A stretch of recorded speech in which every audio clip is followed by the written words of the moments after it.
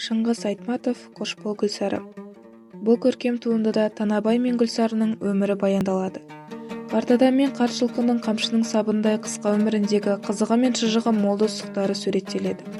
Әңгіме жол үстінен өрбиді. Жолшыбай келе жатқан екі достың өмірлері естелік болып санада пайда бола бастайды.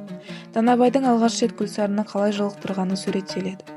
Оны күтіп баптап жорғалардың қатарына қосқаны айтылады. Ең алғашқы шабысынан-ақ Гүлсарының бабы мен бабы жанғаны суреттеледі. Бірақ Гүлсары үкіметтің жылқысы болғасын жоғары билік өкілдері оны алып кетеді. Гүлсары десе адамдардың аузынан су ағып, көз алдына жүйрік пырақ әспеттейді. Екі дос екі жаққа кеткен соң өзінше өмірлері басталады. Танабай мал бағып кетеді.